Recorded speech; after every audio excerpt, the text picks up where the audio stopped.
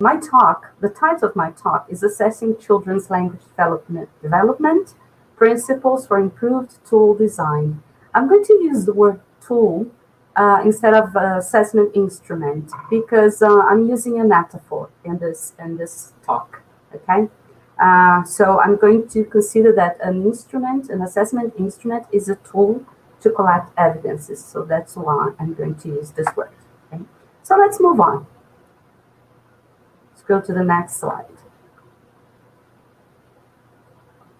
Yes, so I tried to make this, this image of the learning cycle. So we have the teaching phase, we have tools that we use to carry out assessment for learning, as Tina said, or what we could also call that a formative assessment. So along the process, we check students' understanding, students' progress, and we collect evidence of this progress.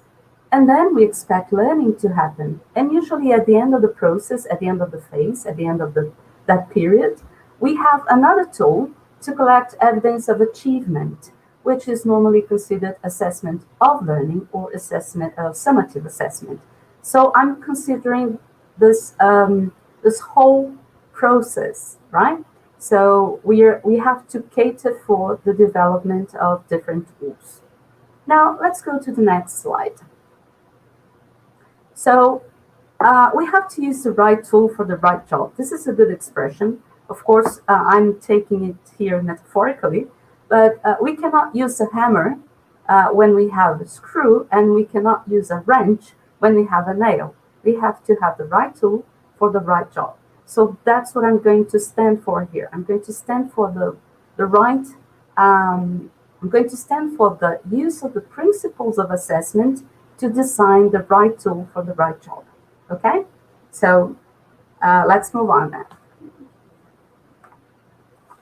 Well, yes, the previous one, can you come back, please?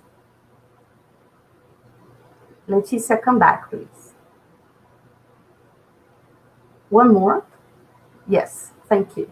So you probably remember that Dina mentioned some of these principles. So I'm going to expand them a little bit so that we can think about them and at the same time think about how we can use them to support the development of tools. So again, remember when I say tools, I'm not talking about tests, but I'm talking about any activity, any kind of instrument that we use to assess, to collect evidence in assessment for learning and assessment of learning, okay? So we have 8 principles: purpose, construct, validity, reliability, practicality, authenticity, ethics, and washback. So I'm going to go through them more or less quickly, okay? Now let's go to the first one, which is purpose. So Dina mentioned that we have to know why we're assessing. So this is number one. We have to ask ourselves, why am I going to assess? And what am I going to do with the evidences collected? So, for example, in this triangle by Asher, we have the principles for quality education. So why am I going to assess? I could assess for the purpose of accountability, meaning that I have to tell the people in charge, like educational authorities or the parents or the family, what's going on, how well the child developed. So this is accountability. I can also assess because I need to support my students' learning. I need to redirect my teaching. I need to feedback on my process. And I can also assess for any other reasons like certification, progress, from one year to another, from one level to another, and even transfer sometimes. The students have to move school. So we need to tell parents or the authorities, the level that student achieved. So knowing why and what we are doing is very, very important, and what you're going to do with those evidences, right? Okay, now let's move on. Let's go to number 2. Number 2 is construct. This is a word that normally causes some problems because it's not so easy to understand what a construct is. So a construct is an abstract concept. It is a theoretical concept. And the question we should ask is, what is the knowledge, the skill, or the understanding drawn from the curriculum that I intend to assess? So I have to make clear what I am assessing. So I have to go through the definition of the construct. I have to define parameters for the construct to become operational, and I have to define ways to measure the construct. So I'm going to give you an example. Let's suppose our construct is fluency. Fluency is something that, it's very, well, you have lots of definitions in the literature. So we have to agree on one fluency. What is fluency for you? What kind of fluency are you talking about, right? So let's suppose that I define that fluency is related to hesitation. So this is my parameter for the definition of the construct, and so that I can make it operational. So I define fluency as a construct. I define that the parameter I'm going to use to measure that is hesitation. And then how am I going to measure that? For example, this is just a crazy example, but anyway, for example, I'm going to count how many times the student stops or hesitates, right? So this is a silly example. You could think about that for speaking, for reading, for writing, for anything, right? For proficiency. What is proficiency?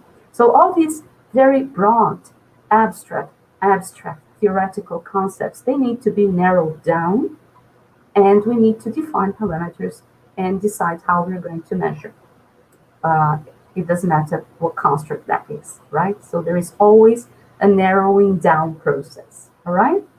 Okay, fine. Now let's go to number 3. My number 3 principle is validity. Validity is very important, probably one of the most controversial concepts in assessment. There are many types of validity. So here I'm talking about 2 that I consider very important for the design of a tool.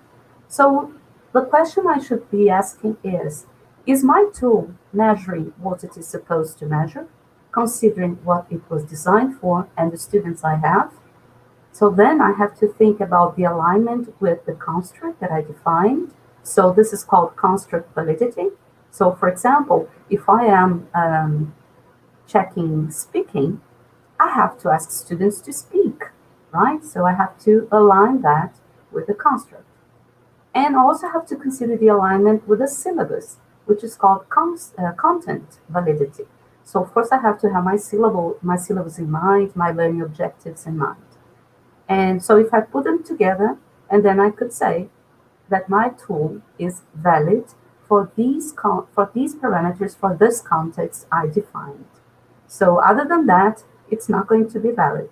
Of course, age has to be taken into account. That's why I have to think about my syllabus. I have to think about my construct, so that everything is aligned and I have a valid tool. All right? Let's move on to number 4.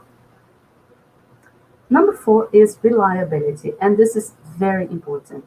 So the question I should ask is, can I trust the evidences my tool produces or the information it gives me about my students? So does my tool give me a real idea of what my students know? Is there any contamination? So what I take into account is, for example, my students' familiarity with the tool format. Because if one day I come into class and I apply a tool, apply an assessment instrument that students have never seen before, that's going to contaminate the evidence collection. So how am I going to trust those evidences if they have never seen that tool before? So this is not valid. So I have to consider my students' familiarity with the tool format, right? So usually we use tools or instruments that we have used before in the classroom that students are really familiar with. I have also taken into account the fluctuations in correction. So we all know that, for example, if we have piles of writing essays, of essays to correct, when you start, you are okay, you are rested, but at the end you're tired, it's late at night, or you are, after reading lots of different essays, so you have a different picture of what your students produced. So there are fluctuations that interfere. So, for example, if you are influenced by the nowadays with the pandemic, we have essays written on the computer, but in the past, when we had handwritten papers, we had to fight against the tendency of being influenced by the students' handwriting, right? When it wasn't clear, when it was, for example, oh, this handwriting is not very nice and it's difficult to read. So this is also included in fluctuations in correction. So every single element that is not in line, is not standardized, helps affect reliability, okay? Another thing is tool administration. So I have to make sure that the way I am administering the tool is reliable, is standardized, is uniform. So when we were in the classroom, any kind of noise, the way, for example, the light in the classroom, everything that could somehow distract students would have to be considered. Nowadays, because we are online, we have other elements. For example, if the student, the child is in his room, is it silent? Does he have or she have a reliable connection, for example? So all these elements related to the administration, then they can have a role in the reliability. And last one is tool design.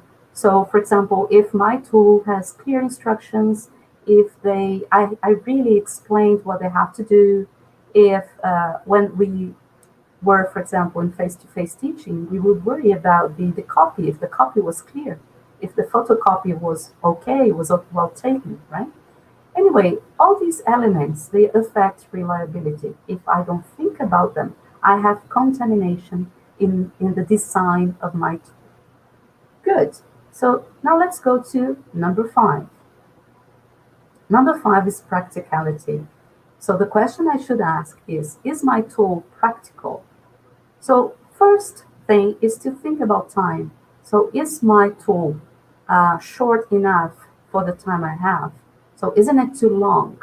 So do I have enough time to use, to apply that tool or not? So I have to think about that. I also have to think about how much that would cost. So if there is any cost involved, when we were, for example, in face-to-face teaching, we will have to think about the materials we would need, if you would need a different kind of paper, a different kind of material, a different kind of pen, or anything like that. So nowadays, online, we don't have a cost issue, but we do have, for example, problems related to lack of connection or lack of a good piece of equipment, right?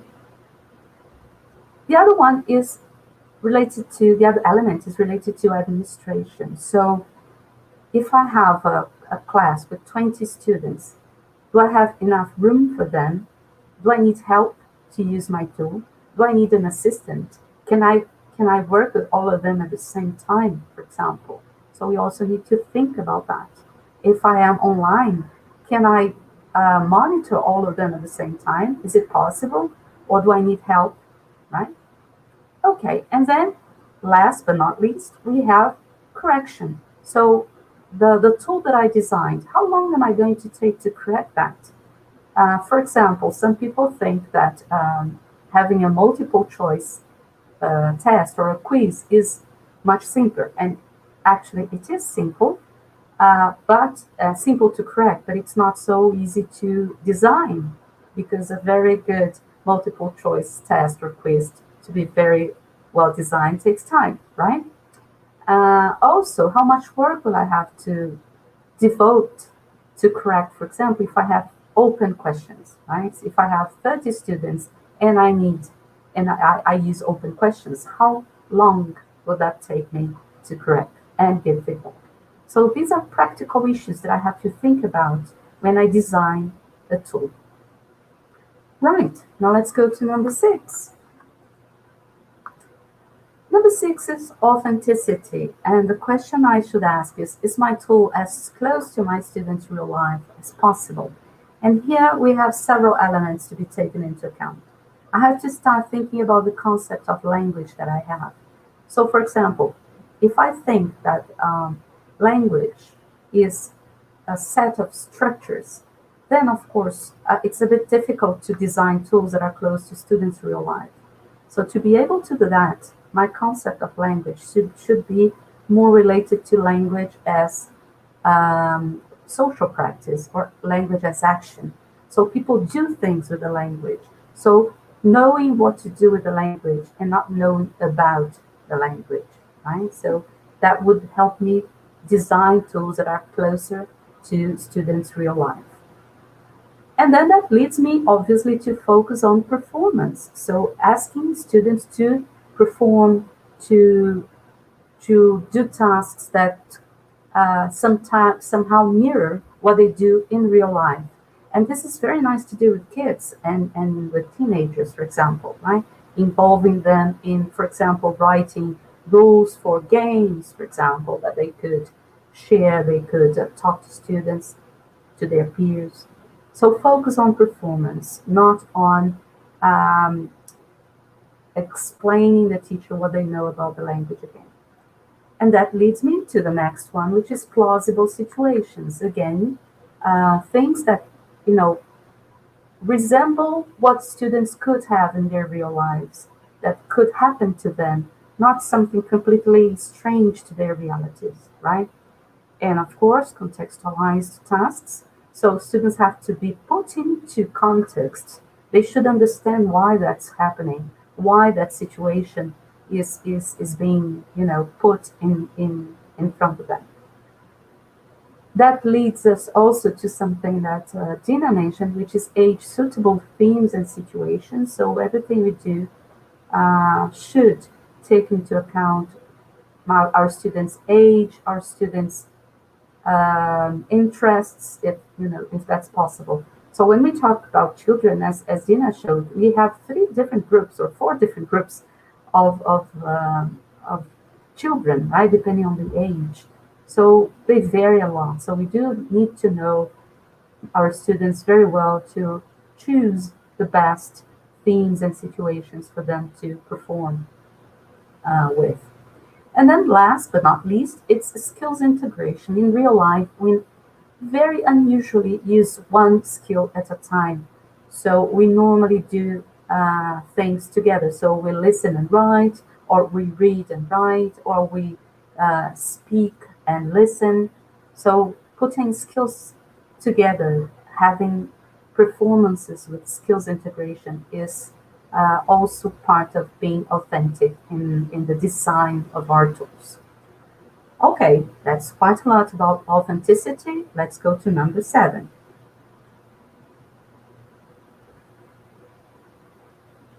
Good. So ethics is something that has been very, very, very important in the last years, especially because the assessment community is aware of how much assessment affects people's lives. So the consequences, the social consequences of assessment and testing are huge. So ethical issues have to be taken into account. So the question I should ask here is, does my tool comply with ethical principles? And then I raised here 4 issues: transparency, respect for privacy, fairness, and no prejudice or bias. So when we talk about transparency, what I mean is to, for example, to think about things like, do my students know what they're being assessed for? Do my students know the criteria? Have I shared the criteria with them? So am I being transparent? We all know that, for example, when we are going to take a test or we are going to go through the process, we want to know what's going to happen. We want to know what will be demanded from us. So it's the same with our students. So being transparent, sharing, okay, look, this tool, this activity, we're going to focus on this, on that. So this is part of transparency. Respect for privacy. There are two things that I would highlight in terms of transparency. In terms of respect for privacy. So first one is exposure. So exposing students' weak points is not good, right? And on the other hand, extremely exposing students' strong points is also bad. So we have to balance that and respect their privacy in terms of exposure, in terms of their relationship with the other friends, with the other colleagues. The second thing is privacy in relation to their grades. So it's as much as possible, we should try to respect, because sometimes comparing grades and showing other people their grades and talking to people about students that had high grades or low grades is not very ethical. So we should be careful with that, especially when we talk about children. The other element is fairness. And fairness is related to providing equal treatment as much as possible. Of course, respecting people's differences, but we have to consider their needs and try to do our best to provide them with fair treatment, everybody having opportunities that are the same. And the last one is no prejudice or bias. And here we have to remember that by the simple choice of, for example, specific texts or specific topics or specific images, we might be bringing some prejudice or some biased issues into the classroom. So sexism, racism, ethnical prejudice, this should also be avoided, of course, as much as possible. So we do need to be careful with images, texts, judgments, preferences that we have sometimes in the classroom, so that we have an ethical attitude in the tool we design. Okay, and number 8, my last principle, is washback. And the question I should ask is, what are the potential positive and negative washback effects that my tool could cause? So I have to remember, and Dina also mentioned that, positive washback. So I have to remember that washback could be positive and negative. So I wrote here examples. They're not the only ones, of course, but there are many. But I put 2 examples for positive, 2 examples for negative. So for example, a positive washback effect would be change in study habits, for example, in my students' study habits. Depending on the way I conduct assessment in the classroom, they might be encouraged to study in a different way. And if that's positive to them, then the washback is good. Also, by working well with assessment, by designing well my tools, I can also provide them with more autonomy, give them more chance to become autonomous. On the other hand, negative washback also happens. For example, when I give too much emphasis on a particular skill, I only work, for example, with writing most of the time in my classes, or I only work with reading most of the time in my classes. And also too much emphasis on language structure, for example, because then I give my students the message, I convey my students the message that structures are more important than performance.